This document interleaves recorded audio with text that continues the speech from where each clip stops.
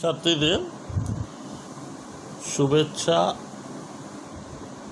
জানিয়ে আজকের ভূগোল পঠন পাঠনের বিষয় আলোচ্য সূচি হল ভারতের প্রাকৃতিক পরিবেশ। পাঠ্যসূচির এই প্রাকৃতিক পরিবেশে রয়েছে ভারতের ভূপ্রকৃতি। ভারতের ভূপ্রকৃতি খুব একঘেয়েমি, এটা চট করে বোঝা যায় না বা আকস্মিক একে বুঝতে গেলে অনেক জায়গাতেই ব্যর্থ হতে হয়। আমি তোমাদেরকে যে কথাটা প্রথমে বলবো যে আমি একটা মানচিত্রে প্রাকৃতিক ভূগোলের ভারতের যে বিভাগীয় অংশগুলো আছে সেটাকে পাঠিয়েছি এবং সেটা হাতের কাছে রাখো। পারলে একটা অক্সফোর্ড বা যে কোনো মানচিত্রের বই সঙ্গে রাখো। সেখানে প্রাকৃতিক ভূগোলের যে মানচিত্র আছে সেই মানচিত্রটা রাজনৈতিক নয়, আমি বারবার বলছি প্রাকৃতিক অংশ, যেখানে হিমালয় পর্বত রয়েছে, দাক্ষিণাত্যের মালভূমি আছে, গাঙ্গেয় সমভূমি রয়েছে, উপকূলীয় সমভূমির অবস্থান আছে, সেই রকম বই হাতের কাছে রাখতে পারো। যদি ভালো টেক্সট বইয়ে এই রকম মানচিত্র থাকে তা সেই বইও গ্রহণযোগ্য। এখানে তা আমরা প্রথম অবস্থায় দেখব যে ভারতের এই ভূপ্রকৃতি পড়তে গেলে ম্যাপ হচ্ছে essential tools of জিওগ্রাফার, geography teachers and geography student. তা সেই দিক দিয়ে আমরা শুরু করব ভারতের ভূপ্রাকৃতিক অঞ্চল সমূহ। ভূপ্রাকৃতিক অঞ্চল সমূহকে বিভিন্ন সময় ভৌগোলিকরা বিভিন্নভাবে উপস্থাপনা করেছেন, তবে সব দিক বিবেচনা করে আমরা ভারতের এই প্রাকৃতিক ভূগোলের উপাদানটাকে যদি আমরা নিই তাহলে দেখব ভূপৃষ্ঠের স্বাভাবিকভাবে ভূপ্রকৃতিটা, অর্থাৎ ভূপ্রকৃতির একটা ভৌগোলিক অবস্থান দরকার। তারপর জল নিকাশি বা জলসম্পদের ব্যবস্থাপনা, এটা নদ নদী মুখ্য ভূমিকা নেবে। এর মধ্যে থাকবে এরপরে জলবায়ু, ভারতের স্বাভাবিক উদ্ভিদ, মৃত্তিকা এবং সবশেষে খনিজ সম্পদ। এই উপাদানগুলোর সমষ্টি হচ্ছে প্রাকৃতিক ভূগোলের অংশ। এইবার আমরা যদি দেখি যে একটা সংজ্ঞা বার করব প্রাকৃতিক ভূগোলের, তাহলে বলবো ভূগোলের যে শাখায় পৃথিবীর নানান প্রাকৃতিক বিষয়সমূহ, এই যে একটু আগে বললাম ভূমিরূপ, মাটি, জল, আবহাওয়া ও জলবায়ু। এখানে জল বলতে একটা সারফেস ওয়াটার যেটা নদী বহন করবে, নদ নদী, আর একটা হচ্ছে এয়ার ময়েশ্চার যেটা পরে কনডেন্সড হয়ে প্রেসিপিটেশন, সেখানে বৃষ্টিপাত হতে পারে, তুষারপাত হতে পারে ইত্যাদি। এর সঙ্গে জীবজগৎ, এই বিষয়গুলোর সমষ্টি নিয়ে যখন আলোচনা করা হবে তখনই সেটাকে আমরা প্রাকৃতিক ভূগোল বলে জানব। তা আমরা দেখব যে প্রাকৃতিক ভূগোলে যে অংশ নিয়ে আলোচনা করতে যাচ্ছি, ভারতের প্রাকৃতিক ভূগোলকে কটা ভাগে ভাগ করা যায়।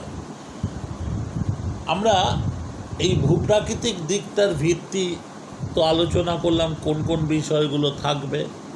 আলোচ্য বিষয়ের মধ্যে উঠে আসবে হিমালয় পার্বত্য অঞ্চল প্রথম ভূপ্রাকৃতিক বিভাগ হিসাবে।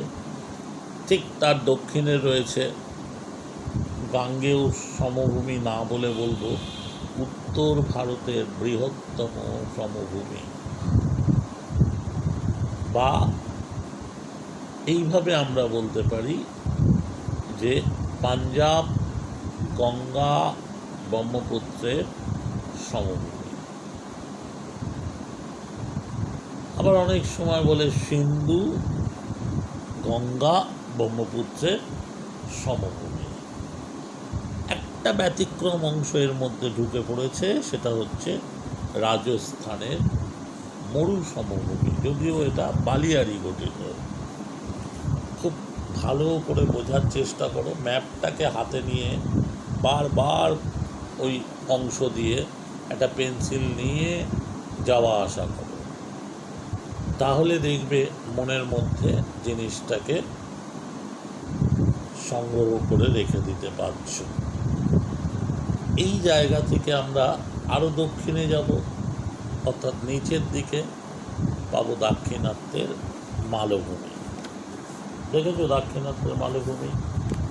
দাক্ষিণাত্যের মালভূমির উত্তর ভাগটাকে নেব আমরা একটা পার্টে। সেখানে দেখব ছোটনাগপুর মালভূমি আছে, আর আছে আমাদের উত্তর পশ্চিম দিকে ব্যাসাল্ট মালভূমি, যেটাকে বলা হচ্ছে যে বিন্ধ্য, সাতপুরা, অজন্তা এবং কিছুটা ভাগ বাগেলখণ্ড উত্তরাখণ্ডের অংশ এখানে প্রবেশ করলো। বাগেলখণ্ড অ্যান্ড বুন্দেলখণ্ড খুব ইম্পর্ট্যান্ট টোপোগ্রাফি, এখানে অনেক বৈচিত্র্য আছে, ইত্যাদি ইত্যাদি। এরপরে আমরা দক্ষিণে যদি নামি তাহলে দেখব গ্রানাইট নিস, একেবারে কেলাস, দানা দানা কেলাস ক্রিস্টাল। তা সেই দানা বিশিষ্ট, এবং দানাটা কিন্তু সূক্ষ্ম নয়,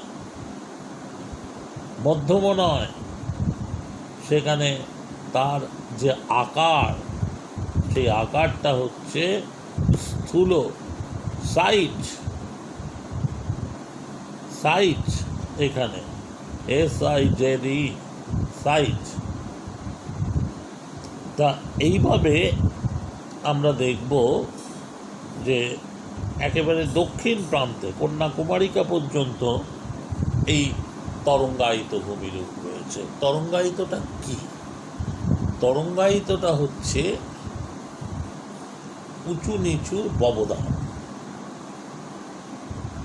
ব্যবধানটাকে আমরা প্রত্যক্ষভাবে ভাগ করতে পারি উঁচু মাইনাস নিচু, আবার একটা গড় প্রত্যক্ষ নিতে পারি উঁচু মাইনাস নিচু বাই 2, এটা দিয়েও আমরা বার করতে পারি বন্ধুরতা। আবার আরেকটা জিনিস দিয়ে বার করতে পারি, সেটা হচ্ছে সর্বাধিক উচ্চতা মাইনাস সর্বনিম্ন উচ্চতা বাই সর্বাধিক উচ্চতা। অর্থাৎ সর্বাধিক উচ্চতাকে বিয়োগ করে পাচ্ছি সর্বনিম্ন উচ্চতা, যা পাবো এদের বিয়োগ ফলকে আবার সর্বাধিক উচ্চতায় ভাগ করছি। কি দিয়ে তৈরি হওয়া? বন্ধুরতা কিনতে পাওয়া যায় নাকি? বন্ধুরতা হচ্ছে আমাদের নদীর ক্ষয়জনিত কাজে সেই জলপ্রবাহ ক্ষয় বিভিন্ন ধরনের হতে পারে, সে নিয়ে এখানে আলোচনা করছি না। যখন প্রয়োজন পড়বে তখন আবার এই কথাগুলোকে আলোচনায় নিয়ে আসবো। শুধু জেনে রাখো, বিভিন্ন প্রকার জলপ্রবাহ, বিভিন্ন প্রকার বলতে খাত প্রবাহ হতে পারে, নালী প্রবাহ হতে পারে, গালি চাদরের মতো প্রবাহ হতে পারে, ঠিক আছে, যেটাকে সিট ইরোশন বলছি, এরকম হতে পারে। ট্রিবিউলেট, অত্যন্ত ক্ষুদ্র ক্ষুদ্র নদী। রিভিউলেট, একটা জায়গা, যে জায়গাটাকে রিভার থেকে রিভিউলেট, রিভার হচ্ছে অনেক বড় নদী, আর লেট এখানে চলে আসলো, অর্থাৎ পুস্তিকার মতো বুকলেট, 16 পাতার একটা ফর্মা বা 8 পাতার একটা অংশ, 4 পাতার অংশ, এইরকম নদীগুলো এখানে কার্যত ক্ষয় করে উঁচু নিচু অবস্থার সৃষ্টি করেছে।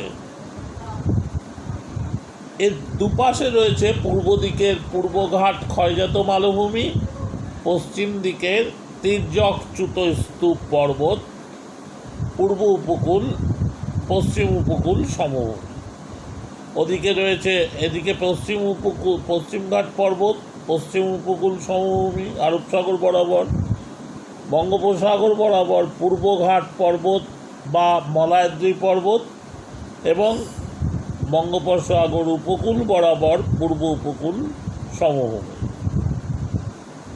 আর রয়েছে উত্তর পূর্ব দিকে উত্তর পূর্ব পার্বত্য অঞ্চল। আমাদের কাছে এই ভাগটা একেবারে পরিষ্কার করে আমরা জেনে নিলাম।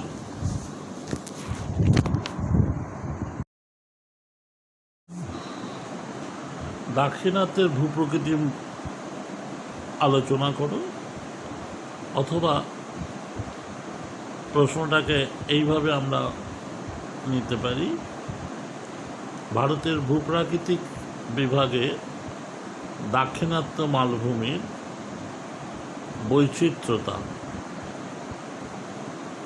উপস্থাপন করে। প্রথমে অবস্থান বলবো, এটা গাঙ্গেয় সমভূমির দক্ষিণে অবস্থান করছে এই ভূপ্রাকৃতিক অঞ্চলটি। গঠনটাকে যদি বলি তাহলে বলবো অতি প্রাচীন কেলাসিত আগ্নেয় এবং কেলাসিত পরিবর্তিত শিলায় এই মালভূমি গঠিত, এবং মালভূমির উত্তর পশ্চিম দিকে অগ্ন্যুৎপাত ঘটেছে। সেই অগ্ন্যুৎপাতটা নিঃসারী অগ্ন্যুৎপাত, উদ্ভেদী নয়, এবং নিঃসারী অগ্ন্যুৎপাতে গলিত তরল শিলা পদার্থ বা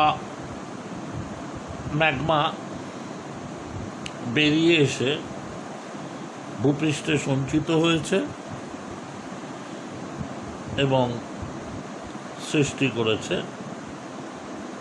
লাভা গঠিত ব্যাসল্ট ও ডলেরাইট সমৃদ্ধ মালভূমি। আমরা এই জায়গাটা আরেকটু বিস্তৃতভাবে যাব, যে যে সমস্ত আগ্নেয়গিরি থেকে উদ্গম ঘটেছিল সেগুলো অত্যন্ত প্রাচীন,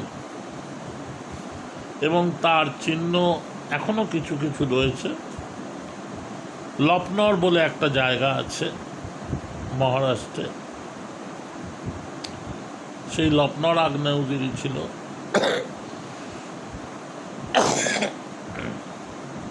গুজরাটের দিক থেকে অর্থাৎ কাথিয়াবাড়ের দিকে পচ্ছম, খাদি, বেলা এবং জাঙ্গি, এই 4 জায়গা থেকে প্রচুর পরিমাণে নিঃসারী লাভা, ক্ষারকীয় লাভা বেরিয়ে এসেছিল এবং সেই ক্ষারকীয় লাভা চাদরের মতো বিস্তৃত হয়ে এখানে দাক্ষিণাত্যের মালভূমি, ব্যাসল্ট গঠিত এবং ডলোরাইট গঠিত মালভূমি উৎপত্তি ঘটিয়েছে। মালভূমির সামিট লেভেল অর্থাৎ শীর্ষ দেশের তরঙ্গায়িত ভাব কম, মালভূমির প্রান্তভাগ সিঁড়ি প্রকৃতির অর্থাৎ স্টিয়ার্ড লাইন। মালভূমি এবং যে পাহাড় পর্বত এখানে রয়েছে, ম্যাপ দেখলে আমরা দেখতে পাবো বিন্ধ্য পর্বত, সাতপুরা পর্বত, নিচের দিকে তার নিচে অজন্তা পর্বত, তার উপরে আছে বুন্দেলখণ্ডের অংশ, তার ডান দিকে আছে বাগেলখণ্ড, আর ওপরে রয়েছে মহাকাল, মালব্য মালব। একেবারে ওপরের দিকে রয়েছে আরাবল্লী পর্বত, সর্বোচ্চ শৃঙ্গ গুরু শিখর। এই নিয়ে আমাদের মালভূমির বৈচিত্র্যতা ওই অংশে। আর নিচের দিকে যে অংশটা রয়েছে সেখানে আমাদের কাছে নীলগিরি পর্বত, পালানি পর্বত, জেভরয় ইত্যাদি বৈচিত্র্যতা সৃষ্টি করেছে তাদের গঠন এবং ক্ষয় প্রতিরোধী ক্ষমতা দ্বারা।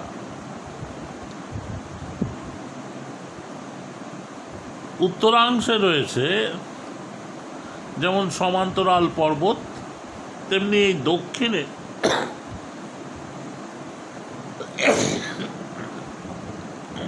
এলোমেলোভাবে সজ্জিত পর্বতগুলি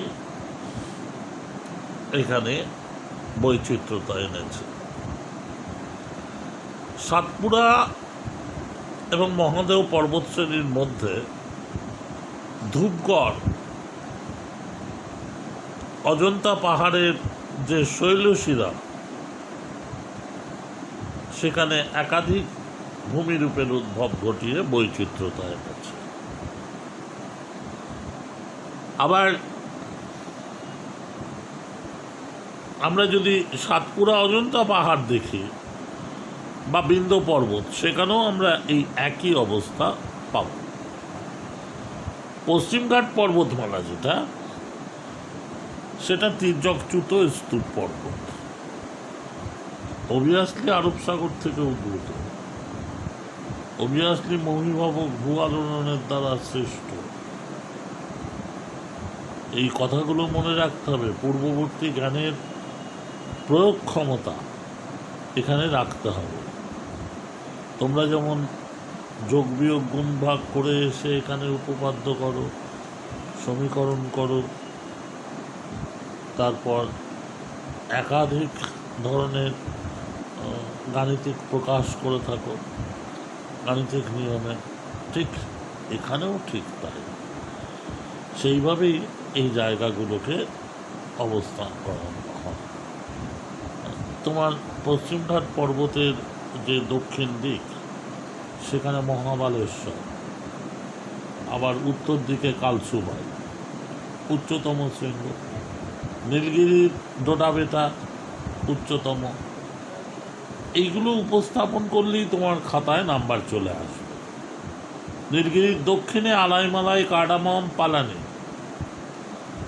একত্রে মিলিত হয়ে নীলগিরিকে গ্রন্থির জায়গায় নিয়ে গেছে। পামির যেমন বলছি, নীলগিরি তেমনি বলছি।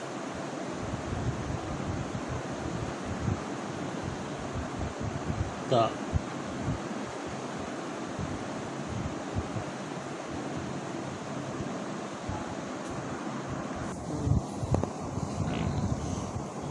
এইবার মানচিত্রটা নিয়ে দেখো যে আমরা যে আলোচ্য বিষয়ের মধ্যে যাব সেটা হচ্ছে হিমালয়ের ভূপ্রাকৃতিক বিভাগ। এখানে সঙ্গে সঙ্গে বইয়ের টেক্সট বইয়ের যে মানচিত্র যদি থাকে তাহলে সেটাও খুলে তোমাদের কাছে রাখতে পারো। আমার কাছে তো টেক্সট বই নেই, তোমাদের টেক্সট বইটা বা অন্য কোনো বইও আমার কাছে এই মুহূর্তে হাতের কাছে নেই। আমি যা বসেছি নিয়ে তা হলো মানচিত্র। আমি মানচিত্রটাই অধিক মাত্রায় অনুসরণ করব। তোমরাও যদি পারো তাহলে এই মানচিত্রটাকেই ফলো আপ করব। আমরা হিমালয় পর্বতের আঞ্চলিক শ্রেণীবিভাগটাকে তার যে আঞ্চলিক বৈশিষ্ট্যগুলো আছে তার ভিত্তিতে দৈর্ঘ্য বরাবর তিনটে ভাগে ভাগ করব। অর্থাৎ কাশ্মীর থেকে অরুণাচল প্রদেশ পর্যন্ত যে দৈর্ঘ্য বরাবর, আবার অরুণাচল প্রদেশ থেকে মিজোরাম পর্যন্ত যে অংশ পাবো সেটাকে নিয়ে আলোচনা করব। পশ্চিম হিমালয়, মধ্য হিমালয়, পূর্ব হিমালয়, এই হচ্ছে আঞ্চলিক বিভাগ। পশ্চিম হিমালয় হচ্ছে নাঙ্গা পর্বত থেকে নেপাল সীমান্ত, নেপালের কাছে উত্তরপ্রদেশটা থেকে দেখো যেখানে শেষ হয়ে গেছে নেপাল সীমান্ত, সেই নাঙ্গা পর্বত থেকে তোমাদের কাছে একেবারে এটা কালী নদী পর্যন্ত, নেপালে যে কালী নদী আছে সেই জায়গাটা। আমি একটু আগে বলেছিলাম যে মানচিত্র জানলে অনেক সুবিধা, আর না হলে কিন্তু এই ভূগোলটা পড়াই ব্যর্থ হয়ে যাবে।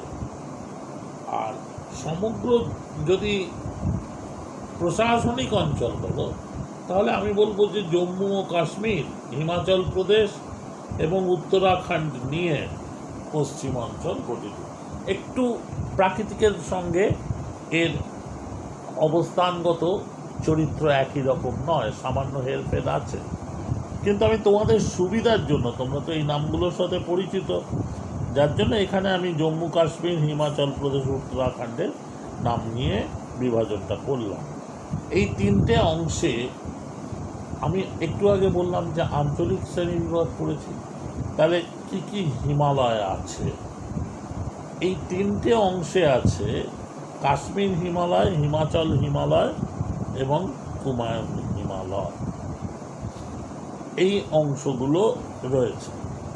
কাশ্মীর হিমালয়ের উল্লেখযোগ্য হচ্ছে জম্মু ও পুঞ্চ পাহাড়, আর এই জম্মু এবং পুঞ্চ পাহাড়ের উত্তর দিকে রয়েছে পীর পাঞ্জাল পর্বত শ্রেণী। পীর পাঞ্জাল আর হিমাদ্রির মধ্যে রয়েছে কাশ্মীর উপত্যকা। বাস তুমি এইটুকুই বলো। তাহলে কি বললাম দেখো, পীর পাঞ্জাল পর্বত আর হিমাদ্রি, ওই জায়গাটাকে টেনে নিয়ে মাঝখানটায় তুমি লিখে দাও যে ওখানে আছে কাশ্মীর উপত্যকা। আর কি আছে? পীর পাঞ্জালের উত্তরে আছে জম্মু এবং পুঞ্চ পাহাড়,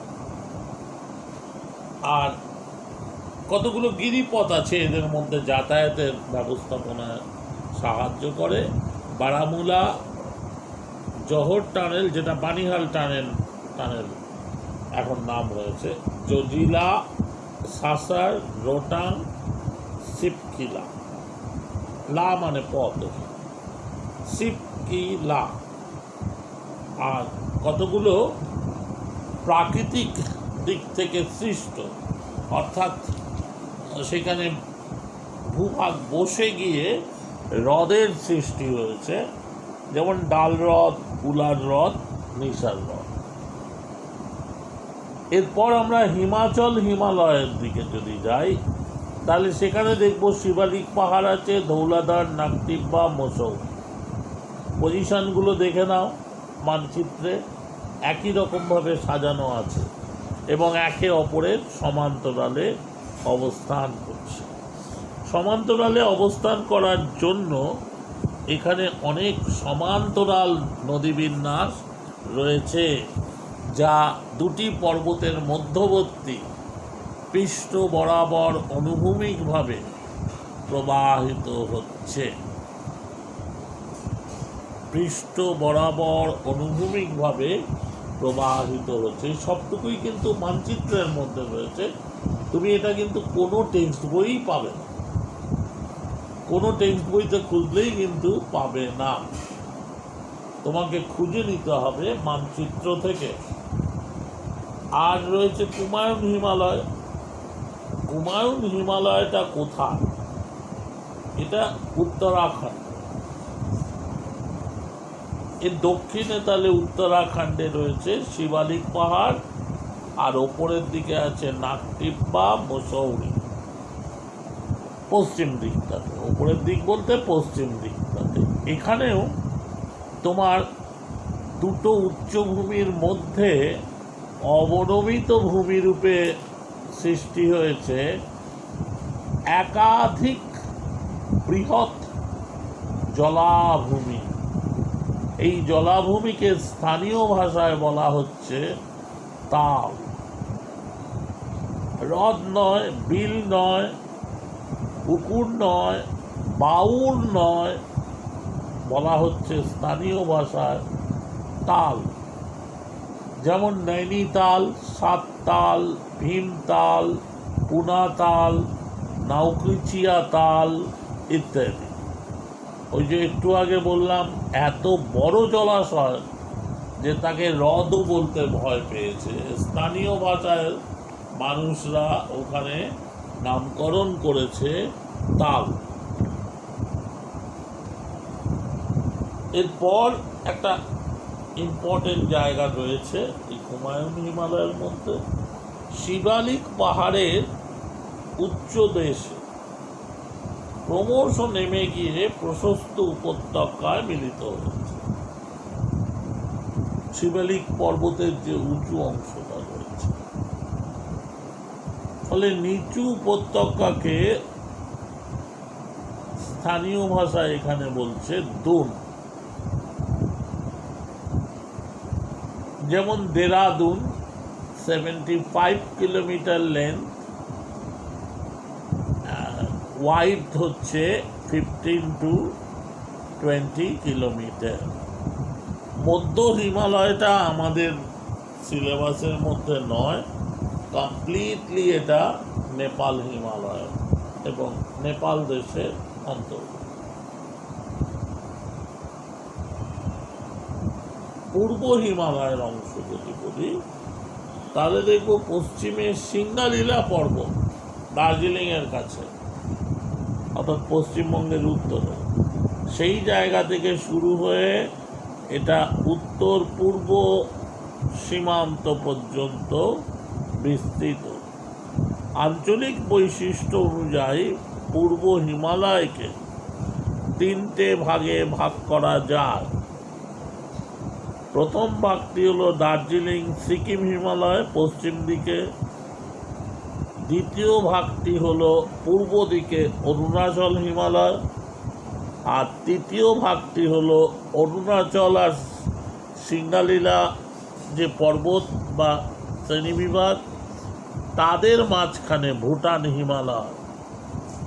খুব ইজি, একটু মানচিত্র দেখে সহজ উপায় এটাকে খুঁজে বার করা। যদি বলো যে দার্জিলিং হিমালয়ের বর্ণনা চেয়েছে,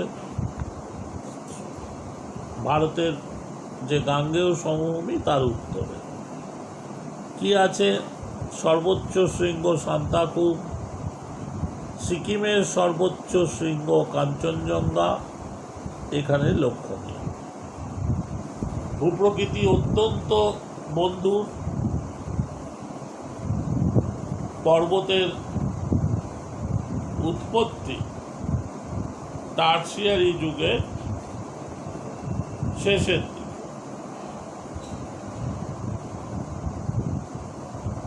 এই অবস্থায় আমরা দেখব এখানে গভীর নদী উপত্যকার পাশাপাশি রয়েছে নদীর ঢালে স্পার ভূমি, নদীর বিপরীত ঢালে বা ঢাল নদী গর্ভের দিকে রয়েছে ভৃগুতট, কোথাও কোথাও অবশ্যই। এরপর আমরা দেখব শঙ্কু আকৃতির সংকীর্ণ পর্বত, তারপর যদি আমরা খুঁজতে চাই তাহলে দেখব এখানে শৈলশিরা রয়েছে। এই শৈলশিরার পৃষ্ঠদেশী হচ্ছে অধিক বন্ধুরতা বিশিষ্ট ভূপ্রকৃতি। শৈলশিরার একটা অংশ উঁচু আবার নিচু, অর্থাৎ উত্তল অবতল উত্তল অবতল, এরকম 5-6টা উত্তল অবতল তুমি পরস্পর যোগ করো, একটা বন্ধু টোপোগ্রাফি বা রাগেডনেস টোপোগ্রাফি তোমার কাছে অ্যাপিয়ার্ড হবে। এইবার এই যে রিপ্রেজেন্টেড ল্যান্ডফর্ম, সেই ল্যান্ডফর্মে তুমি দেখতে পাবে যে নানা রকম বৈচিত্র্যতা সেখানে সৃষ্টি হয়েছে। সেগুলো তোমাকে পূর্ব জ্ঞান থেকে খুঁজে বার করতে হবে। তুমি ভূমিরূপ পড়েছ, সেখান থেকে খুঁজে বার করতে হবে। কারাকোরাম পর্বত শ্রেণী কৃষ্ণগিরি নামে পরিচিত। গডউইন অস্টিন হচ্ছে সর্বাপেক্ষা উচ্চতম অংশ। K2, কারার কে, কোরামের কে, এই দুটো নিয়ে জার্মান বিজ্ঞানী হিডন এটাকে নামকরণ করেছিলেন K2।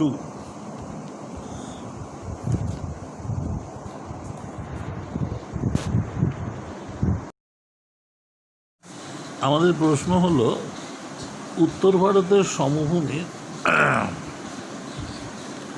আঞ্চলিক ভূপ্রকৃতি আলোচনা করো, অথবা আঞ্চলিক ভূগোলে উত্তর ভারতের সমভূমির বৈচিত্র্যতা ব্যাখ্যা করো।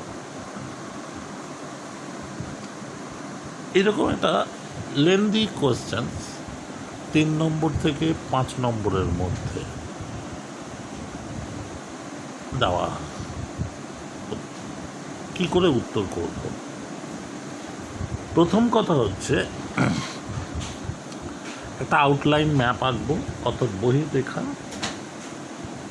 উত্তর ভারতের অংশ, রাজস্থান থেকে শুরু করে রাজস্থানের বহির্রেখাটা নেব পশ্চিম দিকে, জম্মু কাশ্মীরটা নেব, হিমালয়, এক কথায় ভারতের উত্তর দিকের অংশটা নেব।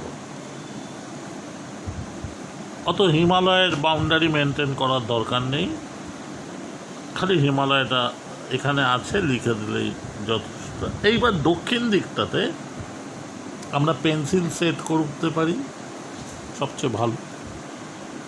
কতটা নেব সেই অবস্থাটা দেখে বা যতটা থাকে ততটুকু নিয়ে আমরা লিখলাম ভারতের বৃহত্তর সমভূমি ব্যাখ্যা। কারা থাকবে? সিন্ধু, গঙ্গা, ব্রহ্মপুত্র, এই 3টি নদী এবং তাদের উপনদী অর্থাৎ অববাহিকা। সেখানে ধারণ অববাহিকা থাকবে, নদী অববাহিকা থাকবে, দুটোই। সঞ্চয় কাজের ফলে এই অঞ্চলে কোথায় হিমালয় পার্বত্য অঞ্চল এবং দাক্ষিণাত্যের যে মালভূমি, এদের মধ্যবর্তী অর্থাৎ উপদ্বীপ, 3 দিক জল দ্বারা বেষ্টিত যে দ্বীপ তাকে উপদ্বীপ বলে। ভারতের দক্ষিণ দিকটা 3 দিক জল দ্বারা বেষ্টিত, বাঁ হাতে আরব সাগর, ডান হাতে বঙ্গোপসাগর, নিচের দিকে ভারত মহাসাগর। ফলে তিন দিকে জলরাশি দ্বারা বেষ্টিত হওয়ায় একে উপদ্বীপ বলছি। এই উপদ্বীপ মালভূমির মধ্যবর্তী স্থান হচ্ছে উত্তরে কে, তাহলে শিবালিক হিমালয়। এদের মধ্যবর্তী অবস্থানটা হচ্ছে আমাদের কাছে সিন্ধু, গঙ্গা, ব্রহ্মপুত্রের বৃহৎ সম্ভব। আয়তন কোথাও বেশি, কোথাও কম, কোথাও প্রশস্ত, কোথাও সংকীর্ণ। ভূপ্রকৃতির যে বৈচিত্র্যতা আছে সঞ্চয় কার্যের মধ্য দিয়ে ফুটে উঠেছে। সেখানে মৃত্তিকার গভীরতা সর্বত্র সমান নয়। ফলে পৃষ্ঠদেশীয় জলরাশি কোথাও কোথাও আটকে গিয়ে অশ্বক্ষুরাকৃতি হ্রদ, পশ্চাৎ জলাভূমি,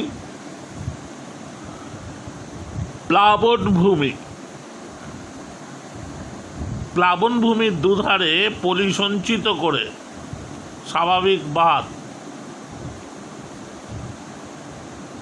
সেই পলিকে আরও কিছুটা দূরে বিস্তৃত করে পরবর্তীকালে পলি সঞ্চয় করে শঙ্কু আকৃতি হতে দেয়নি। এই সঞ্চয়তার মাত্রা সর্বত্র সমান নয়। ত্বরণের প্রভাব যদি ধরি, তড়িৎ বেগ, তাহলে দেখব নদী তীরের কাছে বেশি, নদী তীর থেকে যত দূরে যাচ্ছি তত কম। ফলে পলিরাশির গভীরতা ওখানে কম, এখানে বেশি। তাই হওয়া উচিত, এটাই হওয়া উচিত। ফলে পলি সঞ্চয়ের একটা বৈচিত্র্যতায় এখানে স্বাভাবিক বাঁধ একটা সময় ক্ষয় হয়ে উঁচু ঢিবির ন্যায় আটকে থাকে, এবং সেটাকে তখন আমরা বলছি মনাডনক বা নাতি উচ্চভূমি। শুনলে অবাক হবে, আমাদের যে স্ট্যান্ড রোড আছে রাজমহলে, রাজ্যপালের যে বাড়ি, যেখানে রাজ্যপাল থাকে, সেই সড়ক পথটা একটা সময় হুগলি নদী, রেনালের ম্যাপে পাবে, এটা দেখলে রেনালের মানচিত্র এটা কিনতে পাওয়া যায়। তা সেখানে দেখবে যে ওটাকে বলা আছে ন্যাচারাল লেভি, হুগলি নদীর ন্যাচারাল লেভি। সেটার ওপর আজকে মেটালড ম্যাটেরিয়ালস, অর্থাৎ minerals based material, stone, sand and others